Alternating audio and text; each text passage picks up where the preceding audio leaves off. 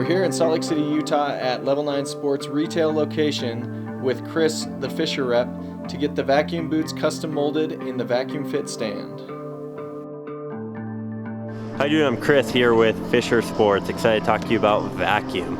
Vacuum has been out for a couple years now in the US, and how it came out was from our race department. Our World Cup racers were looking for a boot that would flex more consistently through the season and through all temperature variances. So they went to our product developers over in Austria, said, what can you do? We started on this journey to come up with a plastic. It took about 5 years to develop the plastic, another year to develop the machine, and that's what led us to vacuum. Some of the unique features to VacuPlast is it's 20% lighter weight. It's also 50% more temperature neutral, meaning it'll ski the same early season when it's cold, November, December, as it will spring skiing at the end of the year. With this benefit, it also is fully adaptable. So this shell, everything that you see on this shell that's plastic, will expand or contract up to 4 mils in any direction. It'll also have the ability to change forward lean, so you can make the boot a little bit more upright if that fits your skiing style, or increase your forward lean for a little bit more aggressive of a boot. This is by far the most adaptable ski boot on the market. Make sure you check it out here at Level 9. Okay, so this boot is never, and all vacuum boots are not designed to stretch lengthwise through the vacuum process.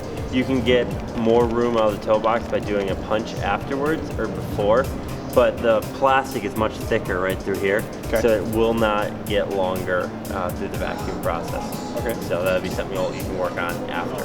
Right like that. So what I want you to do is find your comfortable skiing stance. If you're going perfectly straight into a lift line, or just got down a green run, just standing on your skis, how you'd want to stand. The boot doesn't have to be flat. Just one thing, if you're in your street shoes, where you'd want to stand. Okay, it's right around there. Does it feel pretty comfortable? Yeah, that feels pretty good right there. Yeah. Any pressure points or hot spots or anything going on with the boot? Yeah, on the right boot, the front outside of it, and on the left boot, kind of that, but a little bit back. I feel a pressure point on the inside, but it's not like painful. Okay, was it bothering you skiing today? A little, yeah. A little bit? Okay, we can give you some more room there. Feels good? Yeah. Okay. Yeah. All right, you step down. We'll throw those boots in the oven, and then we'll make those pads.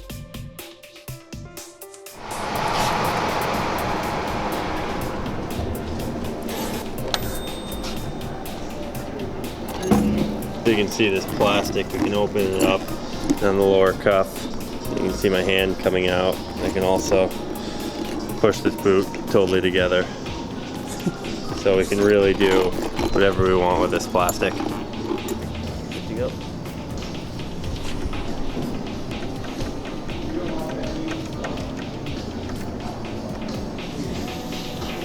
Those bags are going to start to inflate with air, and you should start to feel even pressure.